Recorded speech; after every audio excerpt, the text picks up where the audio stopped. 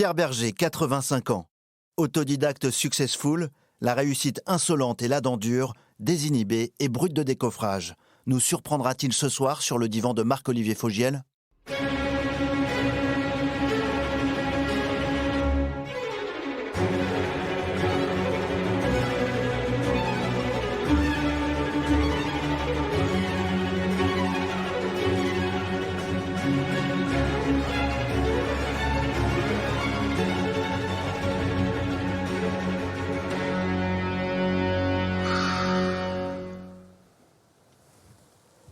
Ah, j'en ai tellement de métiers que ça m'est difficile de répondre.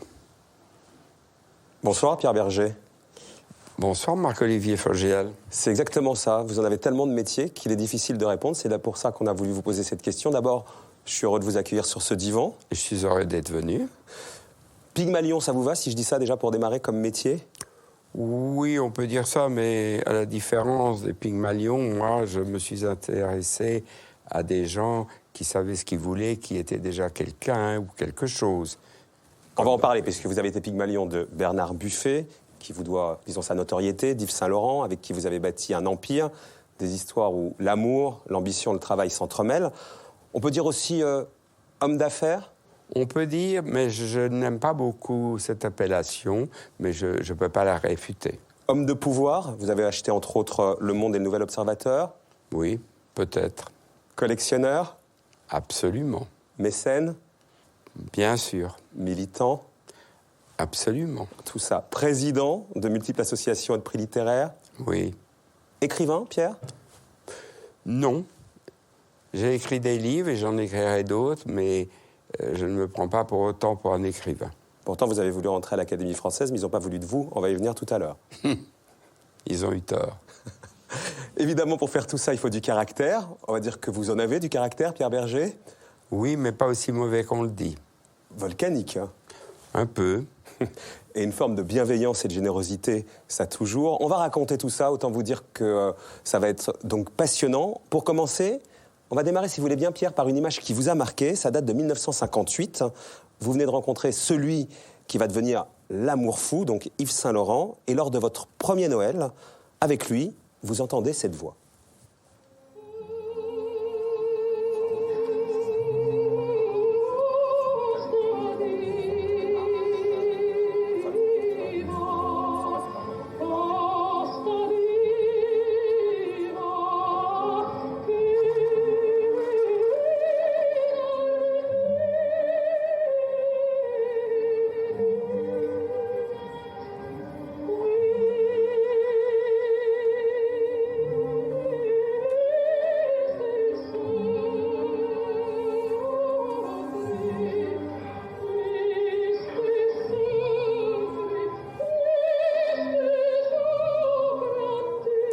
Vous vous souvenez de ce Noël 1958 ?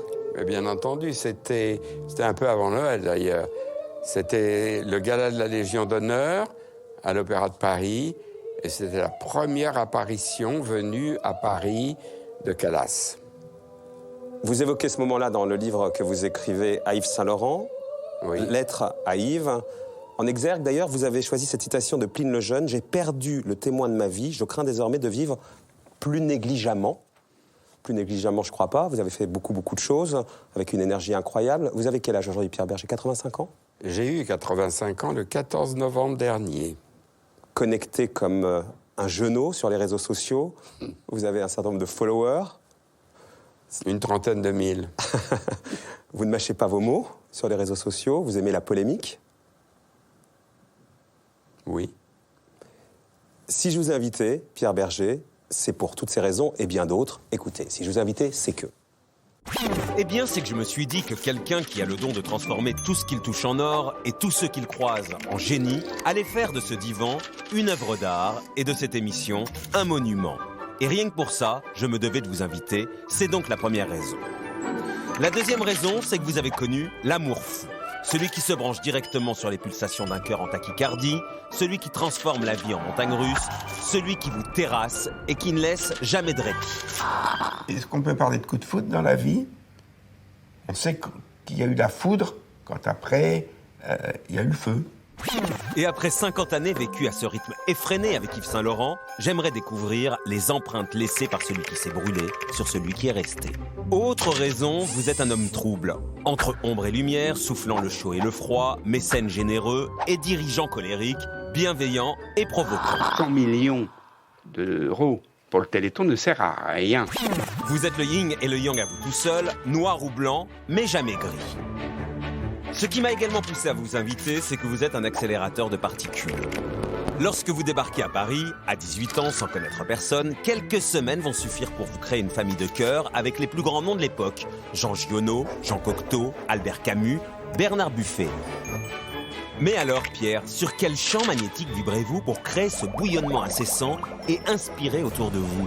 Ou plus simplement, avez-vous trouvé ce qu'on vous trouvait? Et puis, la dernière raison, c'est ça. Les objets d'art sont chez vous en transit, qui ne vous appartiennent pas, et qu'à un moment donné, ils doivent s'envoler. Il faut taper dans les mains comme ça. Vous vous êtes délesté de votre collection d'œuvres d'art ainsi que de votre impressionnante bibliothèque dans des ventes aux enchères très chères. Alors avant de vendre votre âme au diable ou à un dieu en qui vous ne croyez pas, je voudrais ce soir en attraper au vol quelques éclats.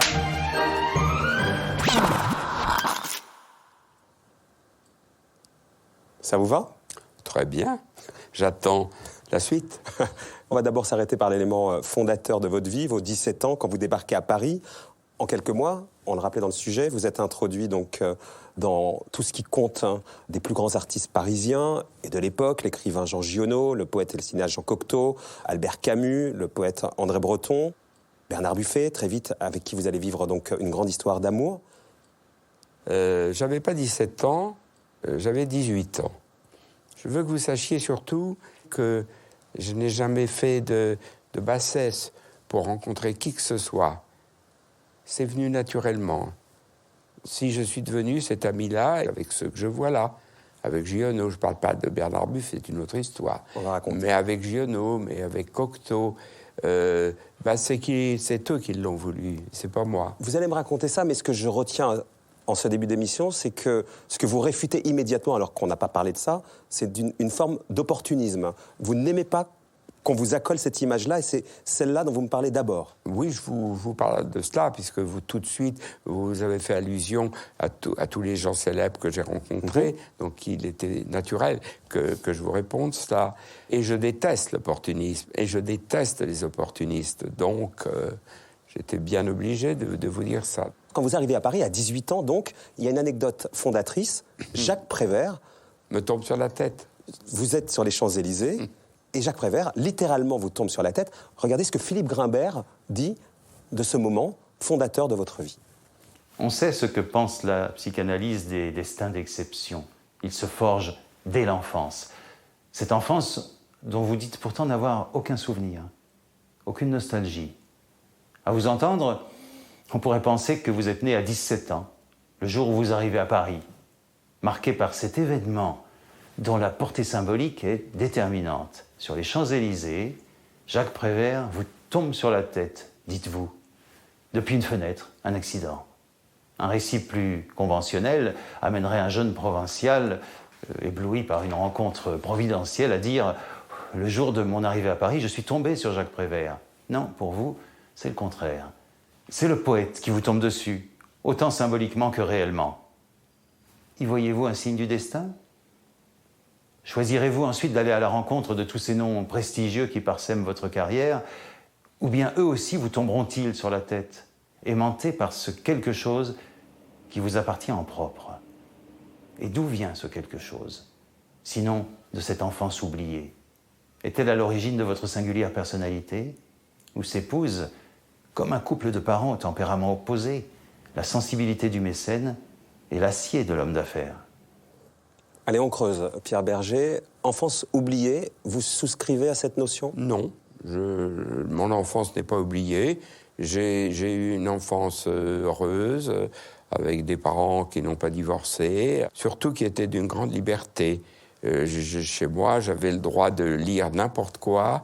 C'est pour ça que j'ai lu tellement et très jeune. On ne m'a jamais empêché quoi que ce soit. Et mieux encore, et c'est seulement maintenant que je mesure la qualité de mes parents quand j'ai voulu arrêté mes études. Très tôt. Très tôt. Je me Vous suis avez même arrêté avant le bac. Et le grand talent de mes parents a été de ne pas s'y opposer. Votre père était fonctionnaire des finances. Et ma mère était institutrice. Donc, une institutrice, elle n'a qu'une envie, c'est que son fils fasse évidemment de grandes études. Votre mère vous décrit comme un bébé insupportable et un écolier infernal, paresseux, velléitaire. Bien sûr, paresseux, velléitaire. Mais j'ai bien réfléchi. Pourquoi je n'ai pas voulu faire d'études? Pourquoi je me suis profondément ennuyé dans toute cette scolarité? Je pense que j'étais un enfant surdoué et qui aurait dû recevoir une autre éducation, qui aurait dû apprendre autrement. Voilà ce que je crois. Je me suis profondément ennuyé. Vous savez, il y a des choses qui m'amusent parce que j'avais la prof de français, latin, grec que j'aimais beaucoup, mais qui m'a dit « Mais vous êtes fou, il faut que vous passiez le bac. » Mais je dis « Je ne veux pas passer le bac, moi. Moi, je veux aller à Paris, je veux être journaliste. » Mais vous ne vous rendez pas compte, dans quelque journal que vous irez, le rédacteur en chef qui vous recevra, il vous demandera si vous avez le bac. Il est mort depuis longtemps, c'est dommage, parce que j'aurais aimé lui écrire. J'ai pas eu le bac, mais j'ai acheté le Monde. La seule chose que je voulais être, évidemment, c'était un écrivain. Et puis journaliste. C'est pour ça que je suis arrivé à Paris. Est-ce que si je dis, vous dites arriver à Paris, est-ce que si je dis fuir, ça vous convient? C'est peut-être un peu, le verbe est peut-être un peu trop fort. En tout cas, m'en éloigner. Pas fuir, mais m'en éloigner. Et puis tenter autre chose. Vous savez, la province, à l'époque, c'était pas très facile. Hein. J'étais étouffé, là. Dans vos lettres à Yves, Pierre Berger, vous évoquez le souvenir d'une lettre que votre maman vous adresse, à peu près cette période quand vous arrivez à Paris, j'imagine. « Je veux maintenant te parler de ton homosexualité. Tu sais que rien ne me choque et que je souhaite avant tout que tu sois heureux, mais tes fréquentations m'inquiètent et si tu étais homosexuel par snobisme ou arrivisme, sache que je te désapprouverais. » À ce moment-là aussi, l'homosexualité était déjà présente. Est-ce que vous vouliez peut-être vivre, c'était ça, plus librement à Paris? Non, parce que l'homosexualité, moi, je l'ai vécue très tôt. Et j'ai jamais eu de problème avec ma famille. Bien sûr, j'avais compris qu'il s'agit simplement d'une manière de vivre cette sexualité et pas autre chose. Vous me dites ça en 2016, mais dans les années 40, dans cette famille provinciale, ça passait aussi facilement que ça? Vous me parliez il faut que vous sachiez que la famille provinciale était profondément de gauche, que mes parents faisaient partie de la fédération anarchiste. Ma mère a milité tout le temps pour le droit à l'avortement. Mes parents n'ont jamais voté de leur vie, parce qu'ils détestaient le système, et le système politique. Et ma mère a voté, parce que mon père était mort. Ma mère a voté pour la première fois de sa vie, en 81, parce que c'était François Mitterrand. Votre mère, on va en parler tout à l'heure, elle vit toujours, elle a 108 ans. Non, elle ne vit plus toujours. Elle est partie. Je vous fais un aveu que j'ai caché à tout le monde. Ma mère est morte, elle allait avoir 108 ans, il y a quelques mois. Et si je n'en ai pas parlé à personne, c'est parce que je n'ai pas eu envie de recevoir plein de lettres et de répondre à toutes ces lettres à des gens qui n'avaient jamais connu ma mère. Et j'ai voulu que ce soit une affaire protégée, secrète. Et je n'en ai pas parlé même à mes plus proches amis. Vous le faites ce soir, Pierre? On en abordera tout à l'heure. Je le fais ce soir, puisque vous me posez la question, et que si je suis venu chez vous, c'est pour dire la vérité. Merci de le faire, et ça commence fort. Justement, puisqu'on vous dites la vérité, on ne vous a jamais entendu parler de votre frère? Parce que mon frère est mort, il y a très longtemps. Le voilà. On a 2 ans de différence, je l'aimais beaucoup, mais on n'avait pas grand-chose à se dire. Nous ne partagions pas beaucoup de choses en commun. Il était très sympathique, il était gentil, il s'appelait Michel. Il n'y a pas de l'affection qui remonte des années après, aujourd'hui? Oui, il y a de l'affection, j'aimais beaucoup mon frère, mais aimer beaucoup des gens par affection, parce qu'il est votre frère, ou il est votre père, ou il est votre mère, n'a rien à voir avec les gens qu'on aime parce qu'on les a choisis. Rien du tout. À Paris, est-ce qu'on peut parler Donc vous arrivez à 18 ans, de deuxième naissance, Pierre Berger? Bien entendu.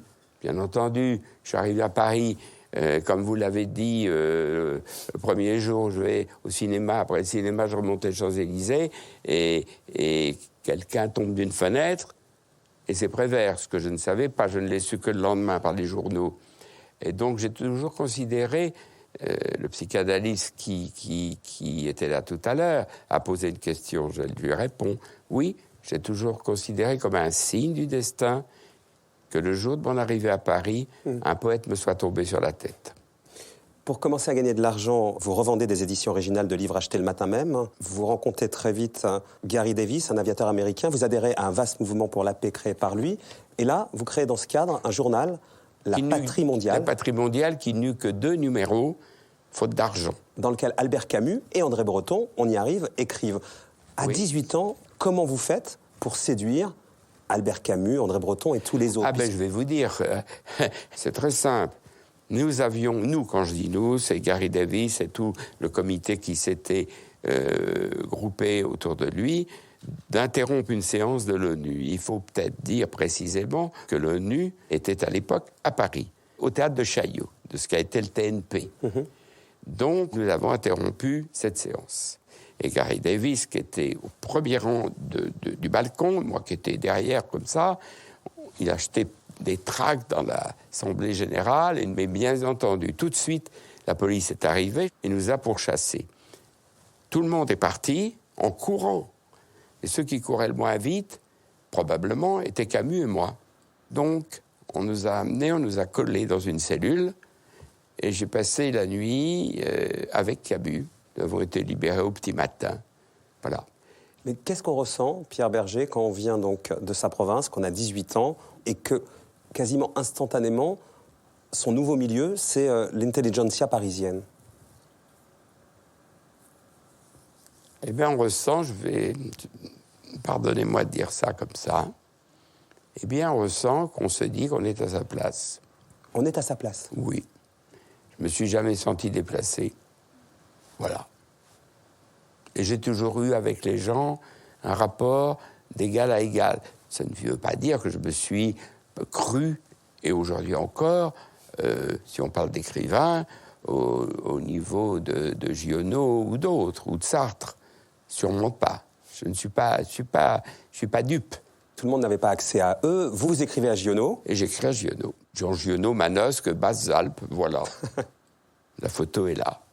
Un jour, le 16 juin 50, j'habitais avec Bernard Buffet dans un village qui s'appelait Séguré, dans le Vaucluse, à 100 et quelques kilomètres de Manosque. Et il m'a dit, venez me voir. Et le 16 juin 50, cette photo en témoigne, débarqué chez Giono. Et à la fin de l'après-midi, je lui ai dit, tellement content de vous connaître, etc. Mais il faut qu'on parte, parce qu'on a l'autobus qui nous ramène à Vaison-la-Romaine. Il m'a dit, non, vous n'allez pas partir. Vous allez dormir là cette nuit, et demain, on va déjeuner ensemble, et j'ai quelque chose à vous proposer. Voilà, mon amitié avec Giono, elle date de là, et ce fut une énorme, immense amitié.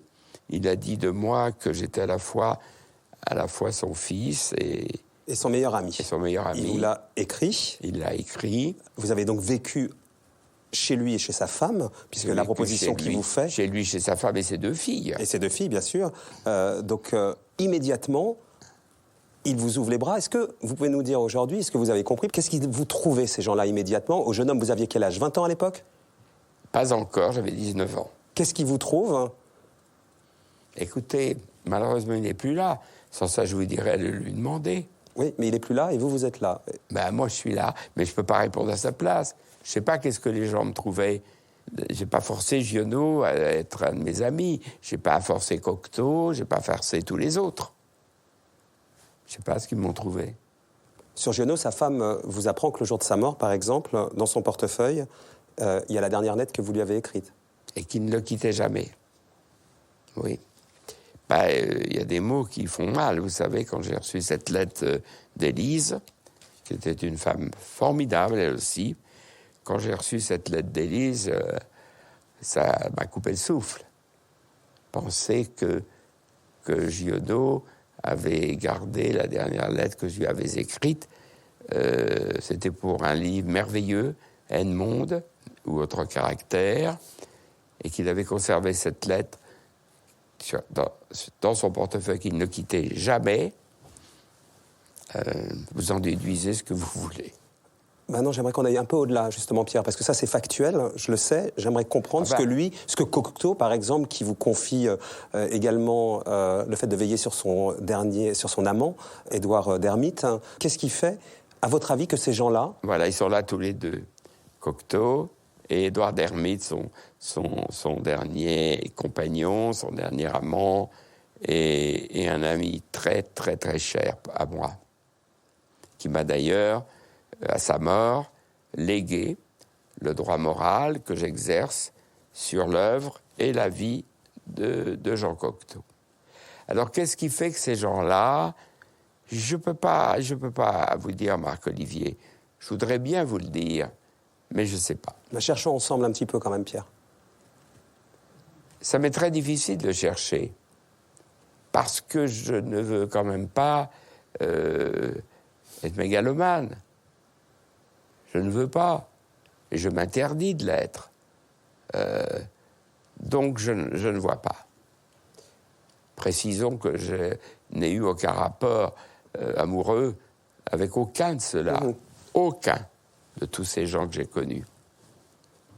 Mais je crois que dans la vie, j'attache beaucoup plus d'importance au dégoût qu'au goût. Parce qu'on peut changer de goût, mais on ne change jamais de dégoût. Il est évident que je n'aurais pas pu être un ami intime, même si je l'ai connu très bien, même si j'ai une passion pour ce qu'il a écrit, mais je n'aurais pas pu être un ami intime de Céline. Voilà.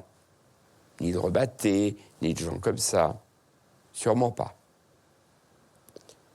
Giono, c'était un exemple absolu. Tous les matins, tant que j'ai habité chez lui, c'est-à-dire pendant 1 an, tous les matins, à 11h du matin, nous arrivions, Bernard et moi, on s'asseyait dans des grands fauteuils qu'il avait devant son bureau, grand fauteuil club, et il nous lisait les 2 pages qu'il venait d'écrire. On était bien tombés. C'était une bonne cuvée. C'était le hussard sur le toit. Ah oui, effectivement, oui. On l'a bien compris, Giono, vous le rencontrez quand vous êtes en couple, donc avec Bernard Buffet. On peut dire là, et on va s'arrêter sur cette première histoire d'amour, si vous voulez bien, c'est la première fois que vous allez devenir Pygmalion? Je ne pense pas que j'ai été Pygmalion. C'est vous qui dites, c'est vous qui voulez me coller l'étiquette de Pygmalion. Je vous rappelle que quand j'ai connu Bernard Buffet, il avait été distingué déjà par un prix de la jeune peinture. Oui. Je veux dire, quand j'ai connu Yves Saint-Laurent, il présentait sa première collection. Alors commençons par Buffet. Vous écrivez d'ailleurs dans l'un de vos livres, « Les jours s'en vont, je demeure ». Il avait 20 ans, j'en avais 18, et comme tous les coups de foudre, le nôtre frappa à la vitesse de l'éclair. Oui. Très vite. J'ai rencontré dans un café, rue de Seine. Il me dit, vous savez jouer au 421 ? Je dis non, je vais vous apprendre. Ça y est, il m'a appris à jouer au 421. Et puis, c'est parti comme ça. Voilà, à la vitesse de l'éclair. 8 ans. Fusionnel ? Totalement. Plus que fusionnel. Je vais vous dire quelque chose qui m'étonne moi-même. Pendant 8 ans, écoutez-moi bien, nous n'avons pas pris un repas séparé. Voilà. Vous avez de l'ambition pour 2 à ce moment-là, puisqu'il commençait à peindre. Oui, j'avais de l'ambition pour 2. On peut dire ça. Bon, on peut dire absolument ça. J'avais de l'ambition pour 2. C'est quelqu'un que j'ai beaucoup admiré, beaucoup aimé. Et je me sens très coupable vis-à-vis de lui. Mais c'est la vie. Coupable de quoi ? De l'avoir quitté. On va raconter dans quelles conditions. D'abord, on va voir ensemble, en 1958, des images de vous et de lui, puisque très vite, vous occupez de sa carrière. Et votre job, ça a été de le propulser. On va vous voir donc avec lui. Pierre Berger, vous avez écrit un gros livre pour nous présenter l'homme et l'artiste. Qui est Bernard Buffet? Question embarrassante. Ah oui, mon cher Parino, c'est une question très très embarrassante parce que le peintre français sur lequel on parle le plus, c'est sûrement celui qui parle le moins. Il dit qu'il est triste ou on dit qu'il est triste. C'est pas vrai du tout. Il n'est pas triste du tout. Il est au contraire très drôle. Il aime les jeux de mots, surtout les mauvais. C'est un être extrêmement modeste, extrêmement réservé et surtout, c'est quelqu'un qui travaille beaucoup. Et pas beaucoup parce qu'il a beaucoup à dire. Car un peintre qui ne produirait qu'un seul tableau par an, s'il n'avait rien à dire, il ferait mieux de ne rien peindre. Lui pourrait peindre un tableau par jour. S'il a chaque jour quelque chose de nouveau à dire, il peut peindre son tableau. Elle est incroyable, cette image, Pierre Berger. Vous êtes derrière lui, il dit pas un mot. L'homme derrière le succès, celui qui pousse, quoi. Je ne connaissais pas cette émission. J'avais jamais vu ça.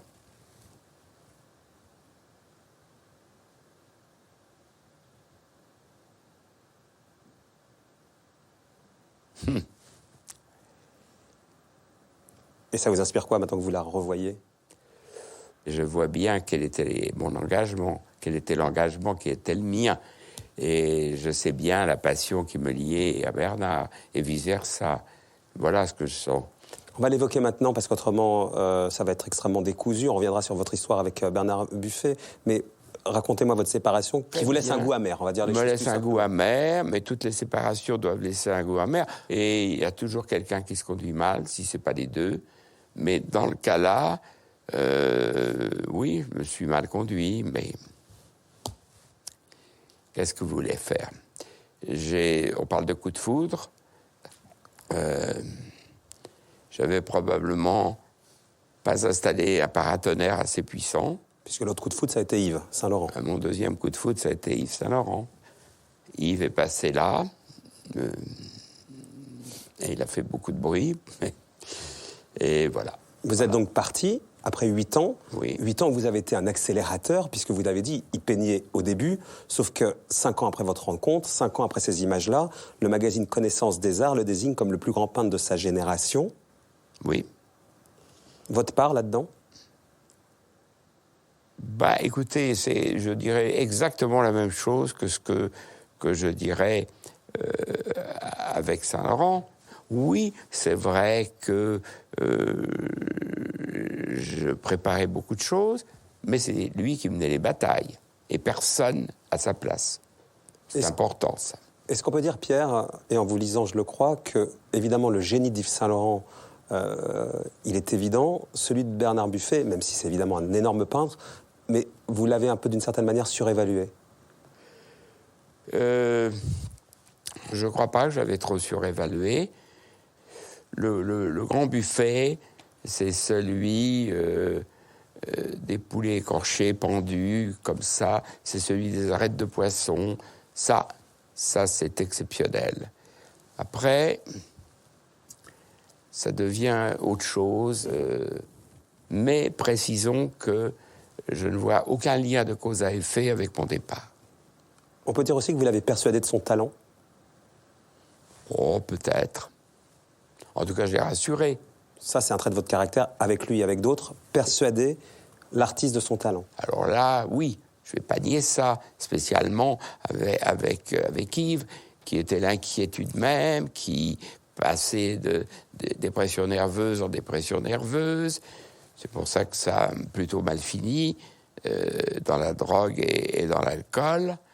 Là, je n'ai pas été assez puissant, mais je crois qu'on gagne jamais devant ces faux amis-là. Vous avez gagné avec Bernard Buffet face à ça. Vous l'avez sauvé de ça, Bernard Buffet. Pas Yves, mais Bernard. Mais Bernard n'était pas au point où on était Yves. Vraiment pas. Je vous propose de voir cette image. Bernard, qui peint Yves. Bernard Buffet, vous êtes en train de dessiner. C'est une activité qui vous va bien. Pourriez-vous nous dire ce que vous êtes en train de faire? Je suis en train de faire un portrait. Vous pouvez nous le montrer? Un portrait, oui, avec plaisir. Eh bien, c'est Yves Mathieu Saint-Laurent. Et c'est un très beau portrait. De façon très caricaturale, mais vous savez comment sont les journalistes, même ceux qui vous aiment bien, est-ce qu'on peut dire qu'avec Bernard Buffet, c'était votre coup d'essai, avec Yves Saint Laurent, ça a été votre coup de maître? Je peux pas dire ça, parce que d'abord, ça voudrait dire que je me préparais à amener une carrière de Pygmalion, comme vous dites, que j'ai fait mes dents avec Bernard Buffet, et que... Non, je ne dirais pas ça. Non, parce que Bernard Buffet, si ce jeune homme est flanqué à lunettes que vous voyez là, timide, comme vous pouvez deviner, n'était pas passé dans ma vie, j'aurais fini ma vie avec Bernard Buffet. Voilà. Donc il aurait été ça aurait été à la fois mon coup d'essai et mon coup de maître. Il est donc passé dans votre vie, vous le rencontrez Yves Saint Laurent aux obsèques de Christian Dior une première fois. On a d'ailleurs quelques images, des photos en 1957. Yves Saint Laurent travaille pour Christian Dior. Il est là également. C'est la première fois que vous vous croisez là? Oui, mais on se croise sans se connaître. Oui, sans se connaître. Et même sans se saluer. Le voilà là. Voilà. Voilà vous. Et le voilà lui. Et le voilà lui. Donc ça, c'est pas vraiment une rencontre. Mais vous non, êtes là. c'est pas vraiment une rencontre. La vraie rencontre, elle date de 1958. Après sa collection. Dior. Pour Dior, parce qu'on avait été invités, Bernard et moi, à assister à la première collection d'Yves Saint Laurent. Moi, je connaissais rien à la mode. Mais j'avais bien compris, tout en ne connaissant rien à la mode, qu'il se passait quelque chose de très important. Et pendant tout ce défilé, j'ai compris que quelque chose était en train de se créer. Ça, c'était tout à fait évident. Et sur Yves lui-même, immédiatement, comme vous dites, il y a eu le feu? Pas quand je suis allé lui dire bonjour. Après, non. Mais, à quelque temps de là, Marie-Louise Bousquet, une amie, qui représentait à Paris un magazine américain, Harper's Bazaar, donne un dîner pour Yves Saint Laurent à la Cloche d'Or, à côté de la Place Blanche. Et c'est ce soir-là que le coup de foudre... C'est ce soir-là que j'ai raccompagné Yves chez lui. Et voilà. C'est ça la vie. On va donc beaucoup parler de Yves. Maintenant, dans cette partie de l'émission, le résumé de l'histoire en accéléré. En 1960, Yves Saint Laurent est appelé à se battre en Algérie. Il souffre alors d'une grave dépression. Il refuse l'appel du drapeau. Il est hospitalisé. La maison Dior, donc pour laquelle il travaille, n'apprécie pas son attitude, nomme un autre couturier. Et c'est là que vous décidez, avec Yves, de bâtir votre propre maison de couture, qui voit donc le jour en 1961. Je ne l'ai jamais vue, cette photo. Jamais. Mais c'est là, au Val-de-Grâce, nous sommes au Val-de-Grâce, que je viens dire à Yves, tu sais, Yves, il faut que je te dise quelque chose, la maison Dior t'a viré, en gros. Et voilà. Alors, il a pris un peu de temps, il a un peu réfléchi, pas longtemps, et il m'a dit, il ne nous reste plus qu'une seule chose à faire, créer une maison de couture, toi et moi, et toi, tu la dirigeras. Et tout de suite, je lui ai dit, c'est ce qu'on va faire. Le moteur, c'était quoi, précisément? Sortir Yves Saint Laurent de là? Mais le moteur, pour moi, c'était absolument de remettre Yves Saint Laurent à sa place. Absolument. J'aurais fait n'importe quoi pour ça. Vous vouliez que l'homme que vous aimiez puisse s'accomplir dans son art. Mais il aurait été boucher, vous lui auriez offert une boucherie. Absolument. Absolument. Et s'il avait été boucher, je serais devenu très expert dans le beefsteak, croyez-moi. J'en suis sûr. Il n'a pas été boucher, il a été un créateur de génie, il a révolutionné la mode, évidemment. Il a donné à la femme une nouvelle assurance. Il lui a ouvert les vestiaires des hommes, il les a habillés magnifiquement. Je vous propose de voir quelques images de lui, de ses collections et de vous. Alors là, évidemment, c'est en accéléré, puisque des années sont passées. On va voir aussi Pierre Berger, avec son caractère bien trempé. Le tyran? Ah! Quel mot! Je crois que j'ai tyrannisé personne. Les images. On passe tout à la fois.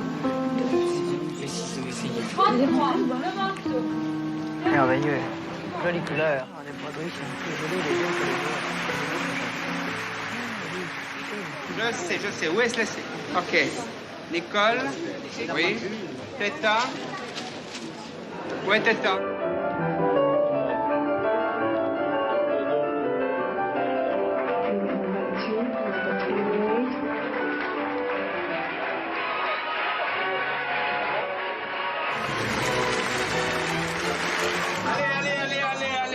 Allez, les filles, dans l'ordre, s'il vous plaît.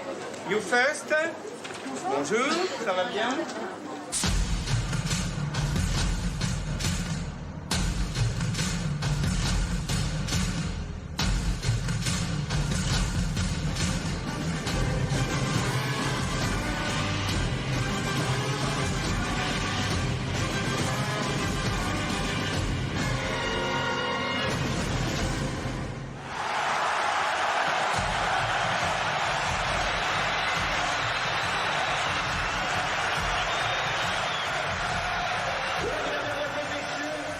Ça, c'est le Stade de France pour la Coupe du Monde, 98, qu'on a gagné, 3-0, comme vous savez.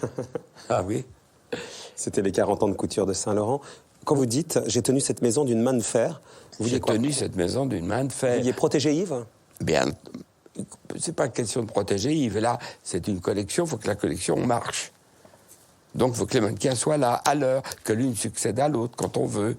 J'ai fait ce que je voulais. J'ai aidé Yves à créer cette maison. J'ai amené cette maison au niveau que vous savez. La fermeture de cette maison a totalement coïncidé avec la disparition de la haute couture. Vous avez quand même réussi à faire rentrer la mode au musée, au Met. Hein. Ça a été oui, en 83, une première. Il y a des images, évidemment. C'est incroyable. Hein. Jamais un artiste vivant était entré au Metropolitan Museum, et encore moins un couturier. Même si vous allez me dire que Yves Saint-Laurent ne vous doit rien, mais il vous doit ça, d'une certaine manière. Lui, il avait le talent, vous avez façonné l'icône. Bah oui, il faut bien que j'ai quelque chose, quand même, pour que ce couple ait marché. Quand même, 50 ans. Donc vous aviez quoi? Beaucoup de choses.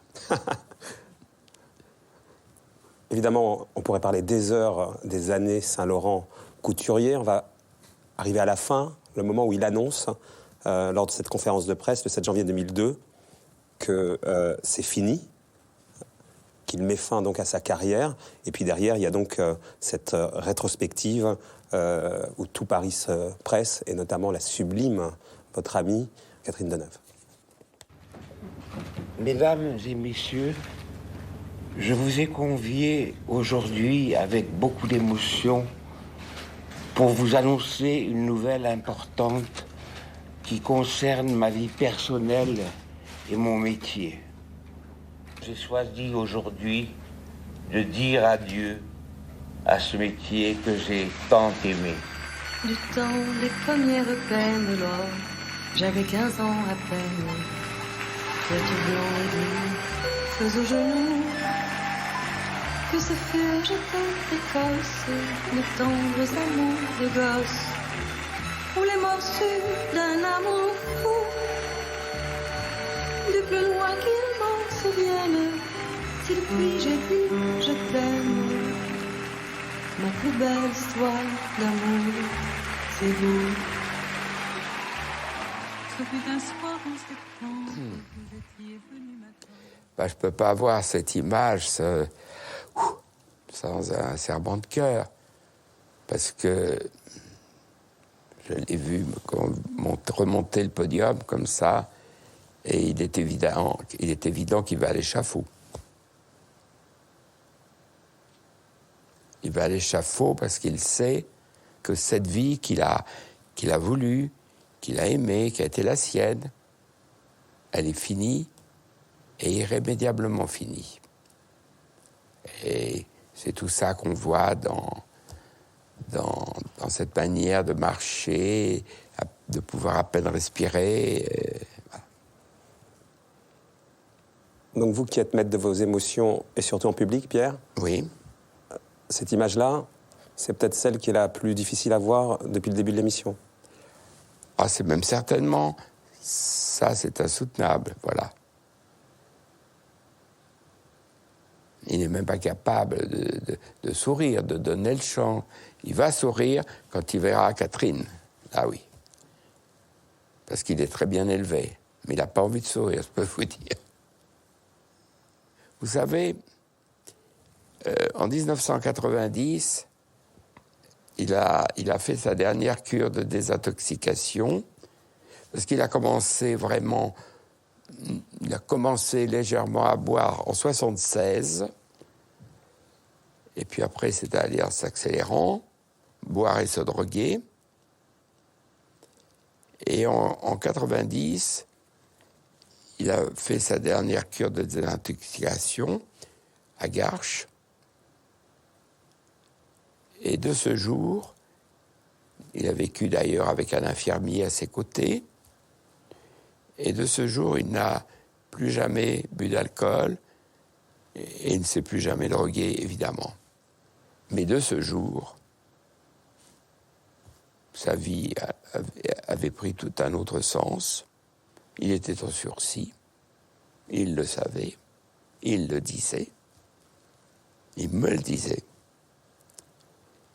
et je le savais aussi. Vous savez ce qui l'a conduit à l'autodestruction ? Vous parlez de la drogue, la cocaïne, donc, l'alcool. Marc-Olivier, je ne sais pas. Je me suis posé la question. J'ai toujours dit, moi, Yves est né avec une dépression nerveuse. Alors, c'était une manière de s'amuser, mais c'était assez vrai. C'était assez vrai. C'est quelqu'un... Mais si j'ai fait quelque chose pour Yves... de vraiment vrai, si j'ai fait vraiment quelque chose pour Yves, c'est de lui avoir appris à vivre. Il avait 21 ans quand je l'ai connu. 21 ans, il était arrivé d'Oran 2 ou 3 ans avant. Non, il n'avait pas eu de vie. Et je pense que je lui ai appris tout ça. Comme vous dites, vous le racontez dans Lettre à Yves, vous racontez... ce que vous lui avez appris, plein de choses, et notamment, vous dites que le moteur, c'était pas l'art, mais la sexualité. C'est à cause d'elle et de sa découverte dans laquelle je t'ai plongé, que je t'ai infligé, que tout a existé. Sexualité infligée, vous écrivez. Ah ben, vous donnerez à cet adjectif le sens que vous voudrez. Ne comptez pas sur moi pour le développer. C'est dommage parce que c'est un peu ce que je souhaitais savoir. Sexualité infligée. On a l'impression, si j'exagère un peu, qu'on est dans quelque chose, même dans un rapport brutal. Eh bien, on était souvent dans un rapport brutal.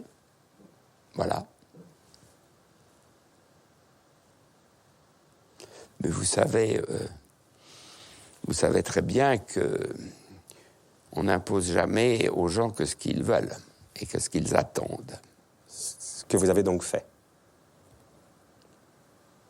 Ben oui. C'est une très belle photo, ça.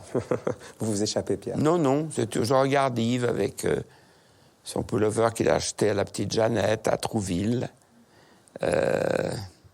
Voilà. Il y avait une attirance, en tout cas, chimique, sexuelle, très forte, dites-vous dans Match. Et bien sûr, on a eu des infidélités sexuelles, beaucoup. Ce sont des propos de bourgeois, d'ailleurs. Ce qui nous soudait était tellement important. Sur les infidélités, il y en a une qui a été violente pour vous. Si je vous parle de Jacques de Bacher... Non, vous vous trompez, elle n'a pas été violente.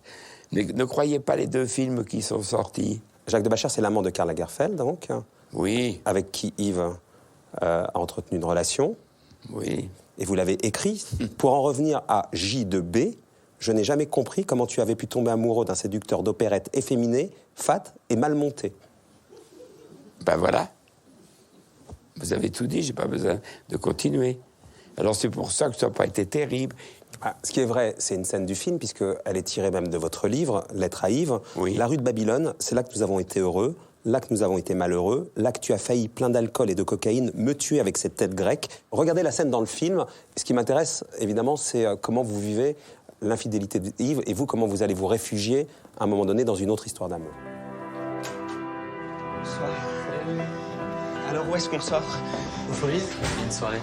Ah, très bien. Je vais chercher mon blouson. Levez-vous et foutez le camp. Allez, foutez le camp, dehors. Allez. Toi, tu sors pas. Je sors pas. Je sors pas. Je sors pas.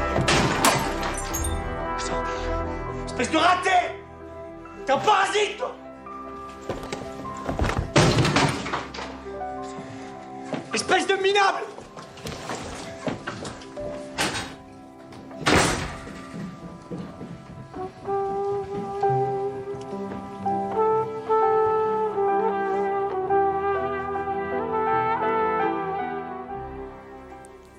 Mais ce qu'il faut que vous sachiez, c'est que les deux films commettent la même erreur. Écoutez bien ce que je vous dis. Je ne suis jamais allé trouver Jacques de Bachère. Voilà. Moi, j'ai un défaut, une qualité, vous appelez ça comme vous voulez, j'ai le mépris très facile. Et ça me tient à lieu de beaucoup de choses.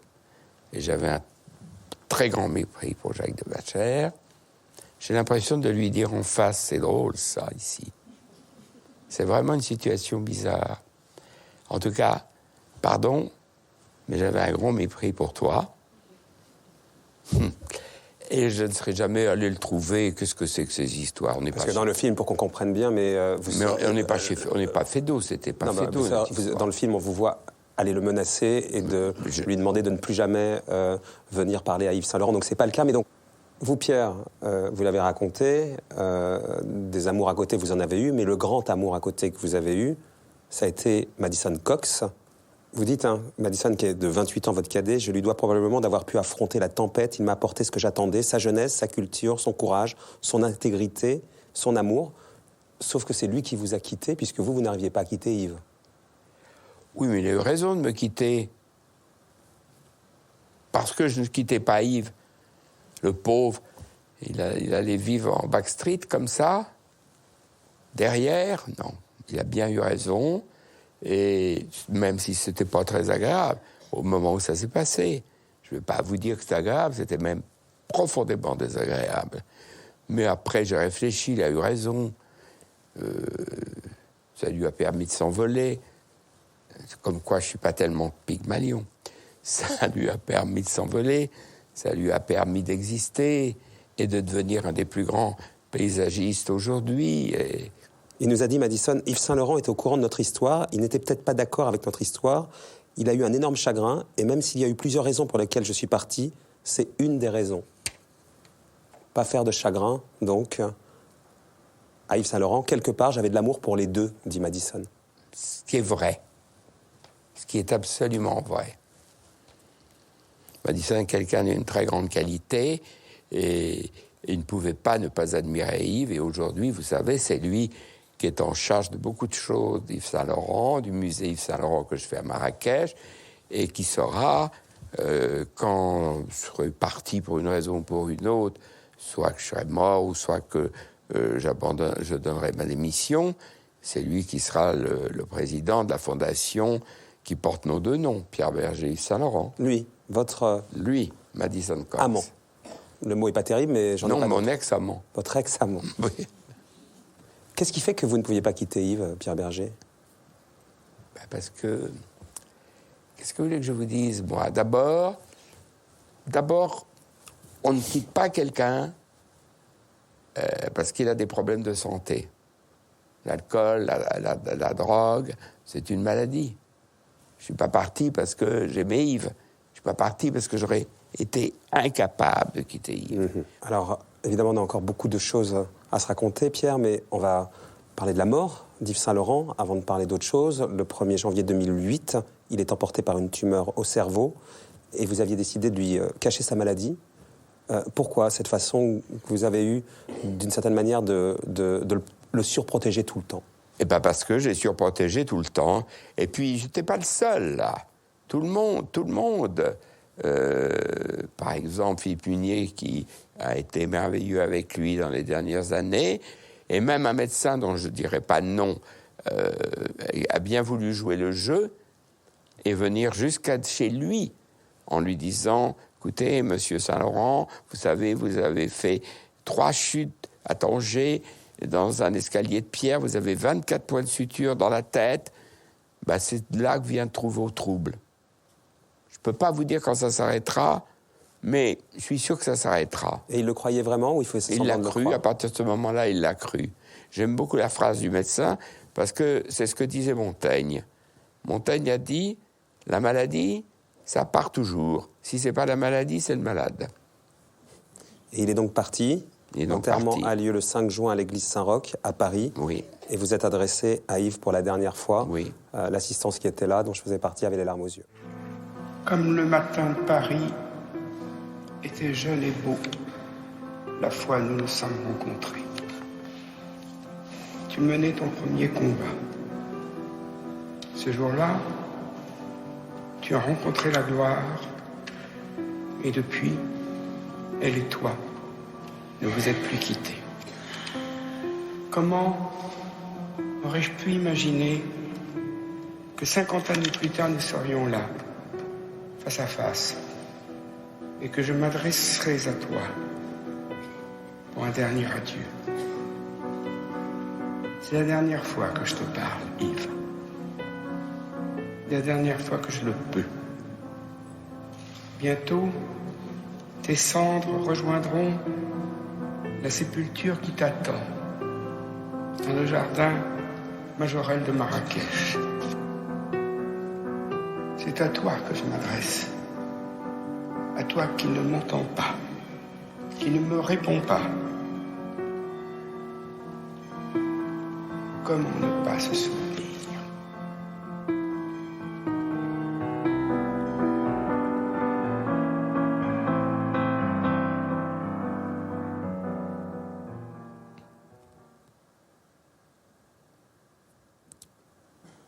Pierre, vous parliez de Philippe Munier, qui a été le dernier ami le plus proche d'Yves Saint-Laurent, avocat de formation, directeur de la fondation Pierre Berger Yves Saint-Laurent.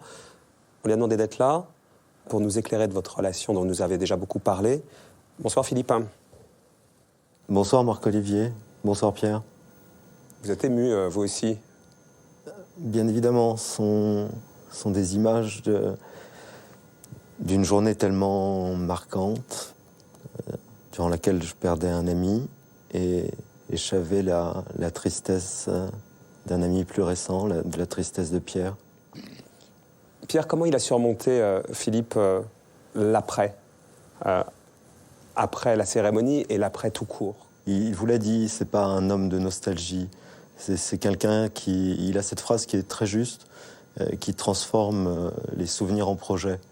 Donc, il a décidé, son projet, ça a été de continuer à faire connaître qui était Yves Saint-Laurent, continuer à faire rayonner son œuvre au travers de la fondation qu'il avait créée. Mmh. Et c'était pour lui non pas suffisant, parce que Dieu sait que ses activités à côté sont nombreuses, mais concernant Yves, c'était une façon de perpétuer sa mémoire et de la faire briller. Philippe, vous avez été aux premières loges donc, de cette relation entre Pierre et Yves Saint-Laurent. Comment vous la décrivez, cette relation qui a été la leur pendant ces 50 ans? Vous avez vécu la dernière partie de cette relation. Voilà, c'est ce que j'allais vous dire, Marc-Olivier, il faut être précis quand même. Moi, j'ai connu Yves à la fin des années 90. C'est à la fois, c'est un amour, c'est évident, c'est une immense tendresse, c'est de l'affection, et pour Yves, je dirais une forme de dépendance, oui. Parce que, alors, bien évidemment, quand vous ne restez pas 40 années avec une personne, sans qu'il y ait des disputes, sans que de temps en temps le ton monte, et Yves pouvait tenter d'avoir des velléités d'indépendance. Mais alors, je dis bien des velléités, parce que au moindre premier souci, au moindre premier petit tracas, il se précipitait sur son téléphone et il n'y avait pas de 36 personnes à appeler, hein. C'était Pierre. Vous savez, quand Philippe a bien voulu, comme il vous a expliqué, s'occuper de la vie d'Yves dans les dernières années, je vous dis franchement que j'ai été très content. D'abord parce que, je ne vais pas faire de compliments, parce que Philippe est Philippe, et on s'arrêtera là, mais aussi j'avais une espèce de soulagement. Mais il n'empêche Mais n'empêche que je savais que n'importe quel moment, jour et nuit, Yves pourrait m'appeler. Et il le faisait. Ce que vous avez fait souvent, Philippe. Oui, mais bien sûr, dès lors que le glioblastome, puisque c'était le nom de la tumeur au cerveau qui l'emportait, a été découvert 14 mois avant sa mort, là, moi, j'ai vu Pierre tous les jours, quotidiennement. Il venait à rue de Babylone, ce qui a été pour moi aussi l'occasion de le connaître, parce qu'on se connaissait moins bien avant cela. Vous étiez là tous les jours, Pierre. Évidemment, vous ne pouviez pas faire autrement. Je ne pouvais pas faire autrement, et voilà. Mais Philippe va confirmer, là, qu'il était impossible de le dire à Yves. Je vous ai dit, on a une des complicités des médecins, mais je vous ai peut-être mal dit qu'il n'aurait pas pu supporter ça. Yves ne pouvait pas. Vous confirmez, Philippe? Absolument. Donc on a joué nos rôles, on a triché, on n'a pas dit les choses. À l'époque, bon, la vie d'Yves, il sortait beaucoup moins, mais on allait quand même assez régulièrement dans des restaurants ou des théâtres. On avait pour tradition de dîner un soir avec son amie Betty Catrou, un soir par semaine. Et on a pensé avec Pierre qu'il était mieux que personne ne le sache, parce que tout le monde a continué la vie que Yves menait à ce moment-là. Merci beaucoup, Philippe, d'avoir été avec nous. On va continuer avec vous. Pierre, évidemment, on a parlé de beaucoup de choses sombres autour d'Yves Saint-Laurent, mais c'était pas que ça. C'était aussi une grande gaieté, la vie avec Yves Saint-Laurent. C'était pas que les périodes noires que l'on décrit, quand même. Non, nous avons eu des années formidables. Et puis, vous savez, ne perdez pas de vue que Yves est allé, comme je le dis, de victoire en victoire. Et que ces victoires, elles étaient merveilleuses. Il était quelqu'un de très gai, Yves. Il était quelqu'un de très drôle. Moi, j'ai des souvenirs dans notre maison de Marrakech, notre première toute petite maison, où venait Andy Warhol régulièrement, et des amis comme ça. On s'amusait beaucoup. Un couple, donc, très gai, AI, AY aussi, très médiatisé. Le premier couple gay peut-être à ce point médiatisé, ce qui a contribué peut-être aux citoyens impliqués, aux militants que vous êtes devenus. On parle de ça, Pierre Oui, Berger. on termine sur cette phrase que vous avez dite. Nous n'étions pas exhibitionnistes. Non. C'est important, mais nous n'avons jamais menti. Nous n'avons jamais rien voulu dissimuler. Pour moi, depuis ma jeunesse, je l'ai dit déjà, l'homosexualité est une sexualité comme une autre. Et ma vie, avec Bernard d'abord et avec Yves ensuite, je pourrais dire c'était à prendre ou à laisser. Vous êtes devenu un militant de la cause gay. Vous avez cofondé Ensemble contre le sida avec Lynn Renaud en 1994. Oui. Aujourd'hui, le mouvement s'appelle SIDAction. Vous êtes le président, Lynn, et la vice-présidente. C'est le sida aussi qui a fait que vous êtes à ce point engagé. Oui, c'est probablement le sida, parce que vous savez, les homosexuels ont payé un lourd tribut au sida, très lourd. Sur votre façon d'être militant, Pierre, c'est la provocation, votre truc. Par exemple, il y en a eu plein des phrases, on pourrait faire toute l'émission jusqu'à... Mais quand il y a eu ces manifs pour tous, comme on les a appelés, contre le mariage pour tous, vous avez dit, évidemment qu'ils sont homophobes, en tout cas pour la plupart d'entre eux, chacun a son PD, comme chacun a son bon juif. Cet humus antisémite, anti-gay et anti-tellement de choses, il existe, et le nier me semble un peu trop facile. Vous faites une sorte de parallèle entre le nazisme et les cortèges qui défilaient contre cette loi. On sent que la provocation, vous y allez, quoi. Non, c'est pas de la provocation, Ah, c'est quoi? Premièrement. Et deuxièmement, je n'ai absolument pas fait de parallèle entre le nazisme et ce qui peut se passer aujourd'hui, mais je fais un parallèle entre les gens qui étaient collabos pendant la guerre et ceux qui se comportent comme ils se comportent aujourd'hui. Je comprends, mais vous, sur votre façon quand même de militer, par exemple, la gestation pour autrui qui fait tellement débat, quand vous dites cette phrase, moi je suis pour toutes les libertés, louer son ventre pour faire un enfant ou louer ses bras pour travailler à l'usine, quelle différence? C'est faire un distinguo qui est choquant. Je ne vais pas vous demander de vous expliquer sur le fond. On peut dire qu'il y a des façons plus douce et pédagogue de dire les choses. Vous êtes frontal. Mais moi, j'aime pas beaucoup la pédagogie. Moi, je suis frontal parce que je dis les choses. Et si vous voulez savoir pourquoi j'ai dit cette phrase-là, je vais vous le dire. J'ai dit cette phrase-là, j'ai fait allusion à ma jeunesse anarchiste tout à l'heure, parce que les anarchistes disaient, et ils parlaient de la prostitution, ils disaient ça, eux. Qu'une femme loue son ventre ou qu'elle loue ses bras, c'est la même chose. Et dans leur cas, eux, je suis complètement d'accord. Dans le cas qui nous préoccupe de la PMA, il faut dire des choses un peu violentes parce que ce qui se passe est tellement inadmissible et tellement violent. Et ce qu'on nous dit est tellement violent. Vous savez que moi, j'ai eu un garde du corps pendant 4 mois, quand même. J'ai été menacé de mort. On m'a dit des choses épouvantables, on continue d'ailleurs, mais ça m'est complètement égal. Les tweets sont là pour ça, les réseaux sociaux sont là pour ça. Mais oui, je suis peut-être un peu violent, mais ce sont des sujets qui, pour moi, sont importants.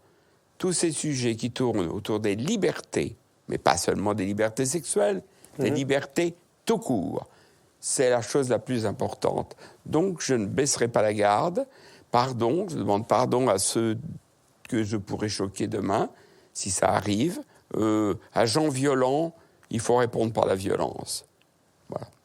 Militant, donc, on l'a compris. Militant, absolument. Militant politique, d'une certaine manière, ou en tout cas, on ne peut pas ne pas parler de François Mitterrand. Mitterrandolâtre, c'est le mot qui vous convient? Non, pas du tout. Absolument pas. Parce que je vous rappelle que j'ai écrit un livre qui s'appelle Inventaire Mitterrand. Et dans ce livre, qui n'est pas une hagiographie, je dis toute la vie de Mitterrand, même l'époque où il était de droite, même l'époque où il défilait avec des croix de feu dans les rues, tout ça, je le dis. Donc je ne suis pas mitterrandolâtre. Vous êtes quoi alors?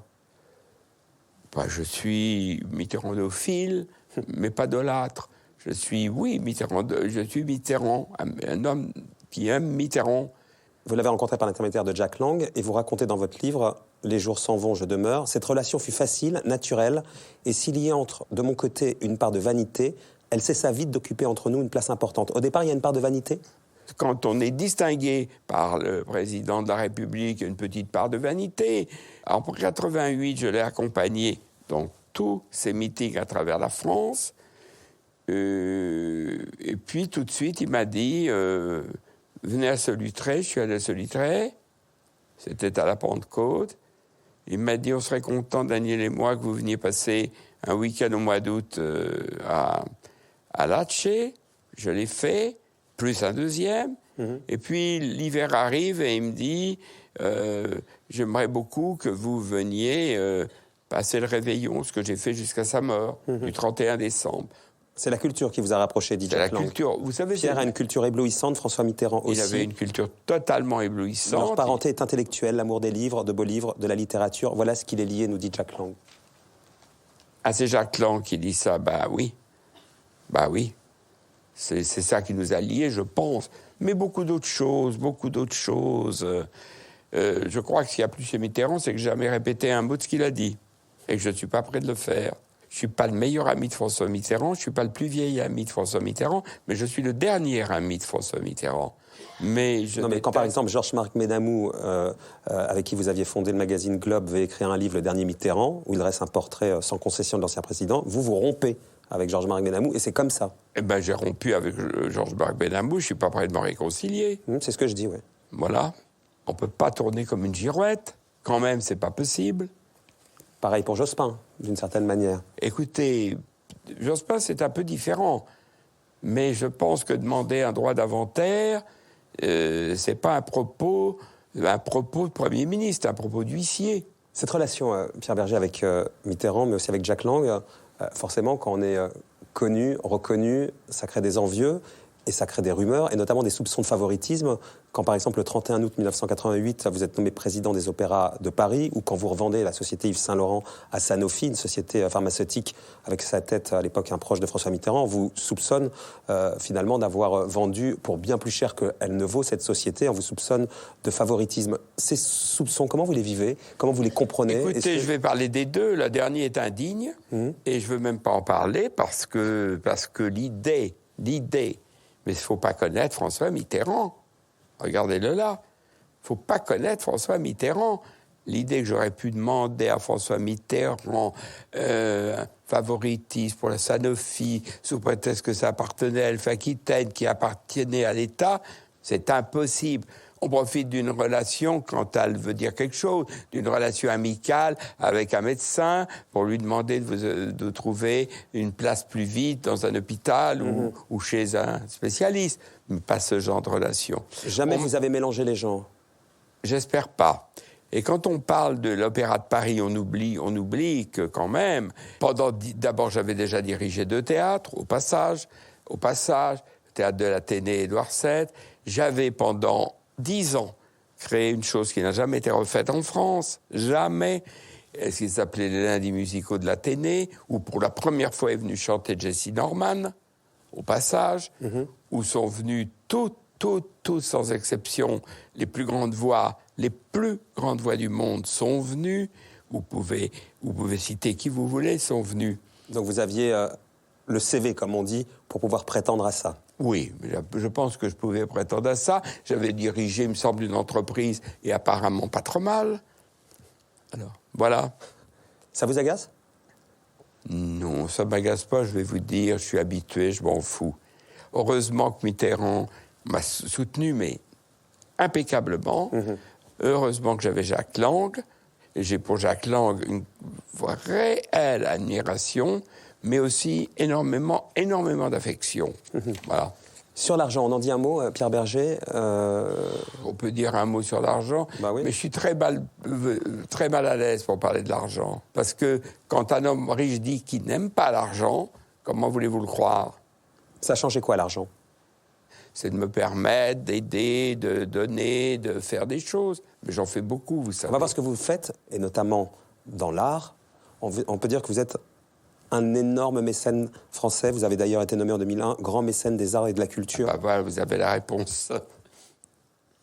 Ça correspond à quoi chez vous, ça?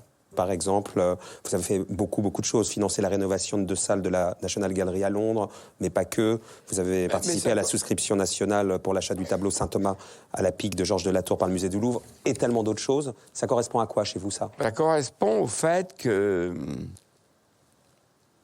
vous devez faire partie de la société, que vous devez...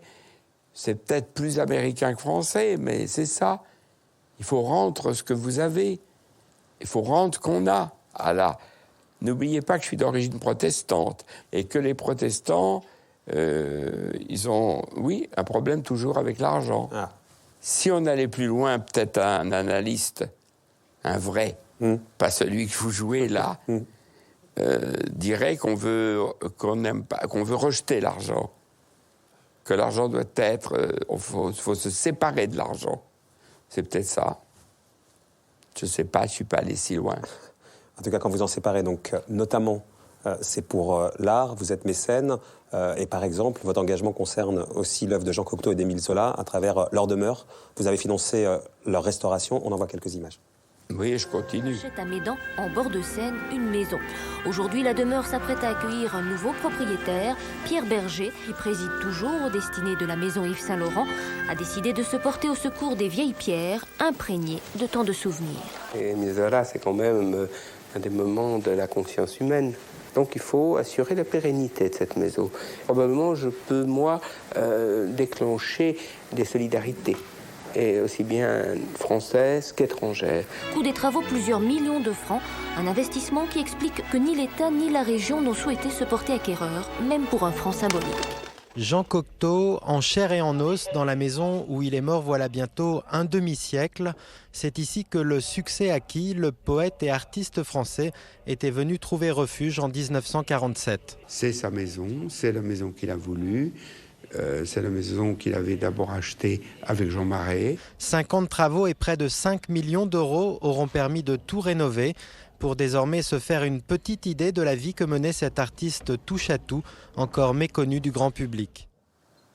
Il y a une forme de fierté, Pierre? Ah oui, là, je ne vais pas vous dire qu'il n'y en a pas, évidemment. Évidemment, je suis un peu fier d'avoir fait ça, et les autres choses. Mais quand vous parlez d'aide ici ou là, je n'ai pas de fierté. C'est pas comme ça. Mais ces deux maisons, oui. C'est concret. C'est concret. Puis je sais bien que si je n'avais pas été là, elle serait dans quel état aujourd'hui? Malgré tout ça, Pierre, malgré vos actions dans la culture, pour le théâtre, dans la littérature, vous n'avez pas été reçu à l'Académie française. Oui, je me suis présenté à l'Académie française. Pourquoi me suis-je présenté? Parce que c'était pas ma place. Et c'est ce qu'ils ont dit, d'ailleurs. Vous l'avez vécu comment? Très facilement, voyons.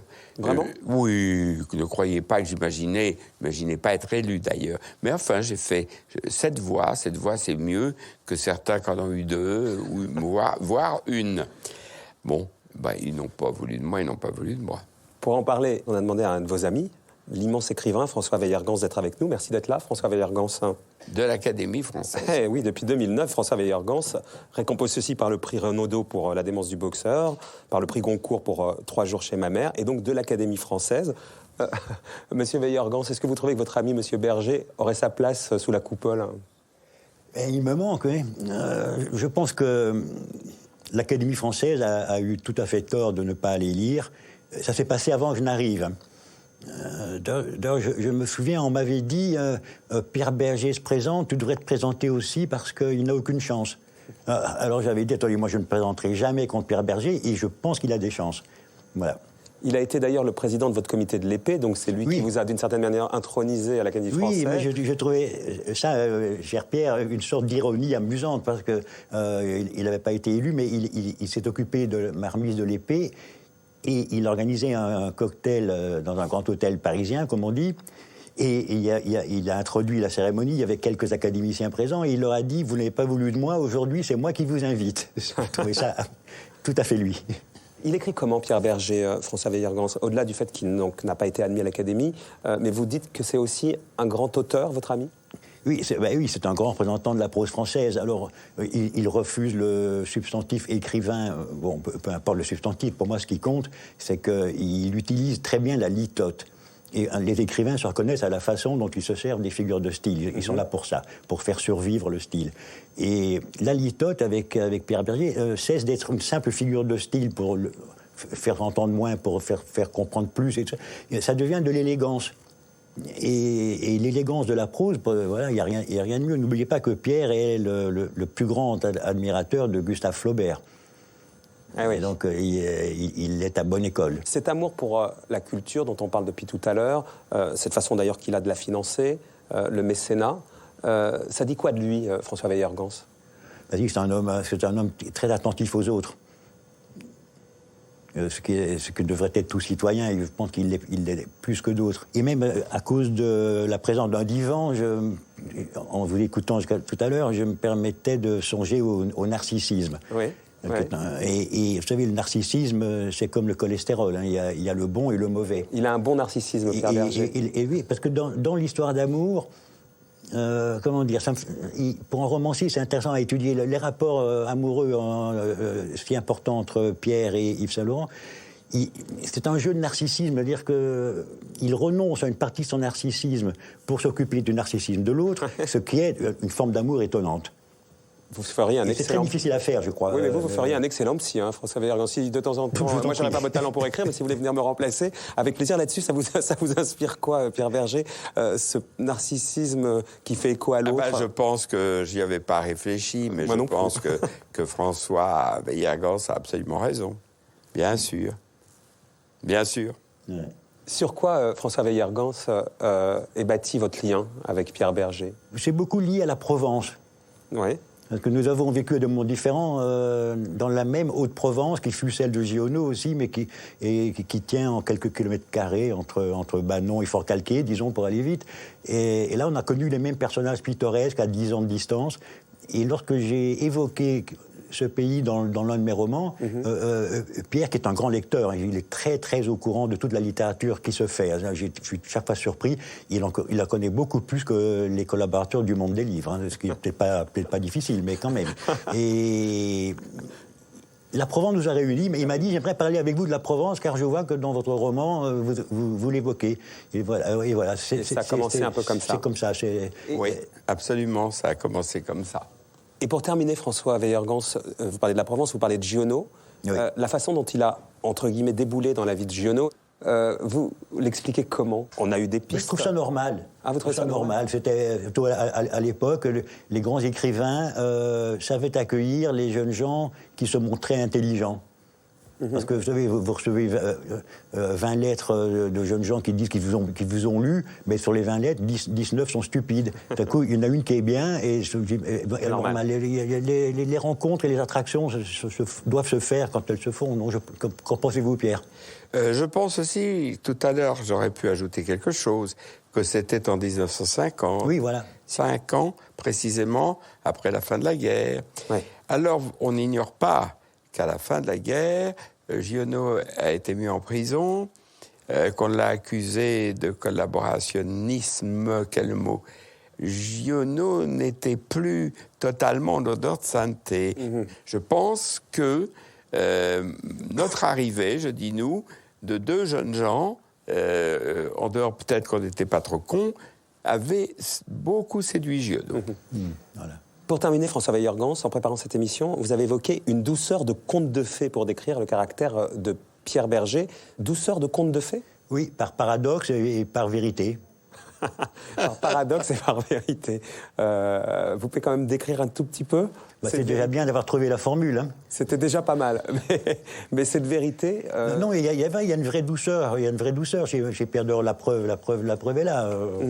Écoutez-le. J'aime beaucoup sa voix aussi. Je pense qu'il ferait la voix en dit beaucoup sur quelqu'un. La voix est même ce qu'il y a de plus vivant chez quelqu'un. La voix de Pierre, elle est d'une douceur de conte de fées.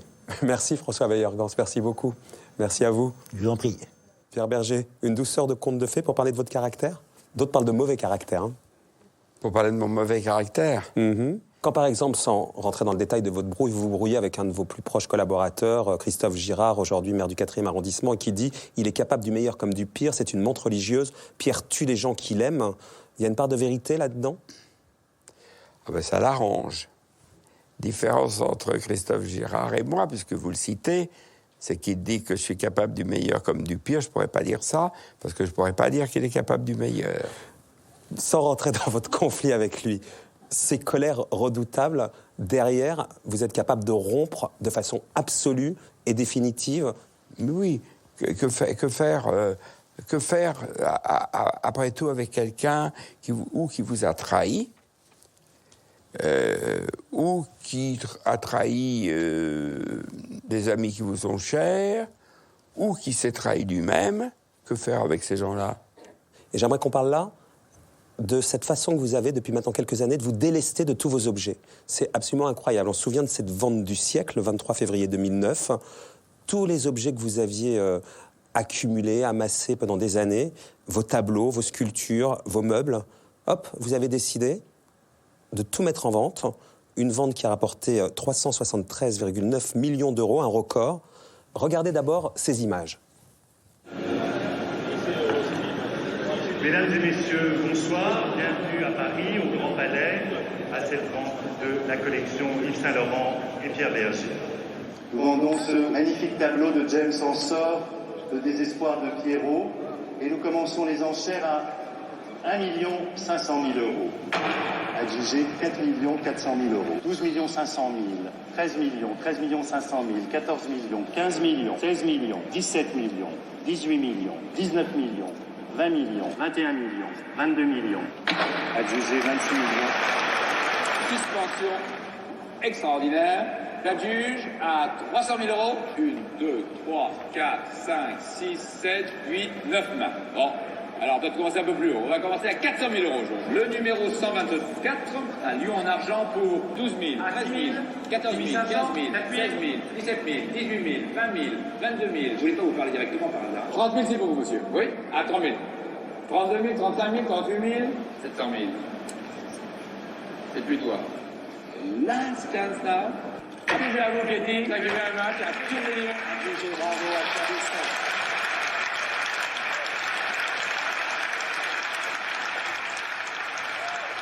Qu'est-ce qui fait, Pierre Berger, qu'à 80 ans à l'époque, vous avez besoin de vous alléger en revendant tout ce que vous avez accumulé pendant toutes ces années dans vos différents appartements, maisons et autres? On n'est jamais propriétaire d'œuvres d'art.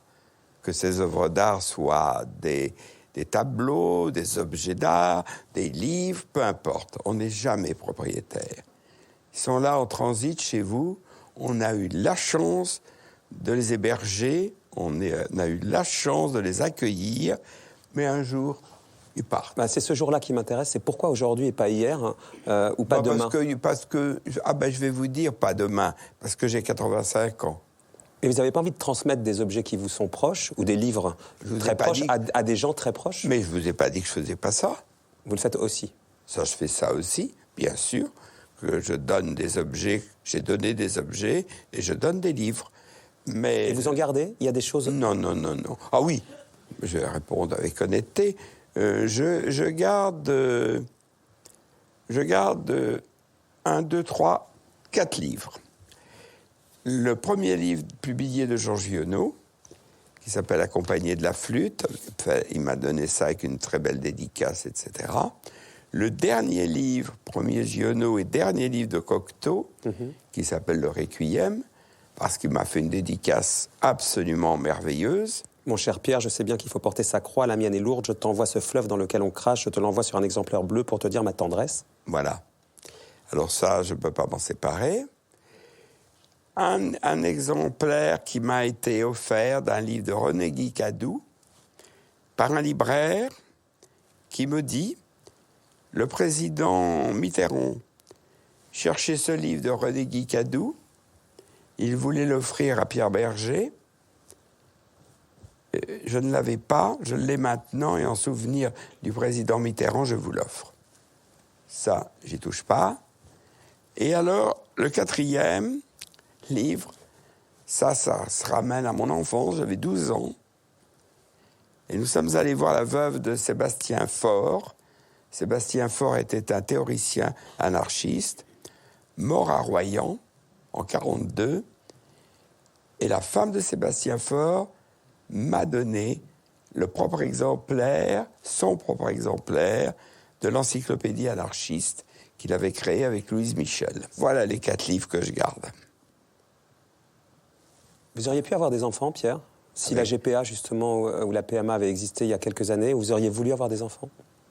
Ah, ça, je ne sais pas, parce qu'il ne faut pas les avoir seuls, ces enfants. Donc, je ne suis pas sûr que Yves aurait voulu. Non, je ne crois pas. Mais vous, seul? Parce qu'il y a des tas de pères célibataires. Moi, oui, si je m'étais marié, j'aurais été très, très content d'avoir des enfants. J'adore les enfants. C'est un manque? Non, c'est pas du tout un manque. Mais je comprends les gens qui en veulent. C'est pour ça que je suis un tel partisan de la GPA. Aujourd'hui, vous êtes aussi quelqu'un qui devait lutter contre la maladie, Pierre. Je lutte pas parce qu'il n'y a rien à faire. Vous êtes atteint de myopathie. Je suis atteint d'une myopathie qui a été découverte il y a 10 ans ou 12 ans, je ne sais plus, et qui ne peut pas soigner. Donc je fais rien, mais malheureusement qui fait des progrès. Heureusement qu'on m'a aidé à me mettre dans ce divan et à monter les 2 marches. Mais bon, à part ça... Puisque la myopathie, c'est la dégénérescence musculaire. Donc, vous avez de plus en plus de mal à marcher, notamment. Mais, écoutez, il y a des maladies beaucoup plus graves. La mort, vous y pensez souvent? Non, et je m'en fous.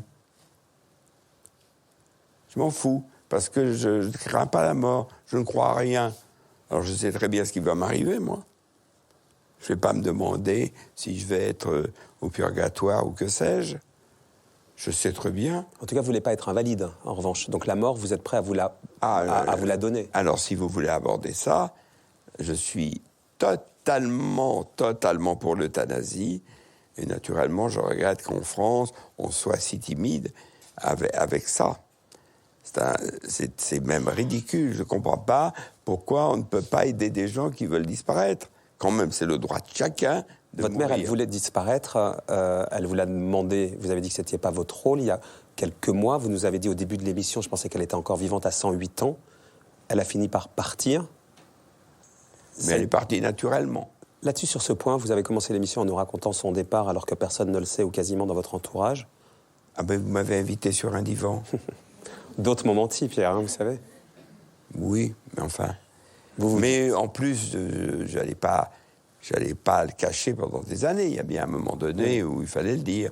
Ben voilà, je le dis. Elle est morte à 108 ans, votre maman ? 108 ans. Vous en avez 85 ? Oui. Vous dites que vous avez devant vous au moins 20 ans, 25 ans ? Vous savez ce que Fontenelle disait ? Il avait presque 100 ans. Ah, si j'avais encore mes 80 ans. On peut conclure en disant que vous aimez cette citation de Montaigne. Si j'avais à revivre, je revivrais comme j'ai vécu. Ni je ne me plains du passé, ni je ne crains l'avenir. Ben oui. Et il ne craignait pas l'avenir, lui non plus. Bon, moi non plus. Oui, je revivrais. Oui, comme j'ai vécu. Je ne crois pas que je n'ai fait que des choses bien. Je ne crois pas. Il y a des choses que je regrette. Probablement, ça ne serait pas exactement de la même manière. Mais oui, je revivrai comme j'ai vécu. En espérant que je rencontrerai les mêmes gens. On s'arrête là, Pierre ? Ne bougez pas, on va débriefer, mais ça va être très rapide, vous allez voir.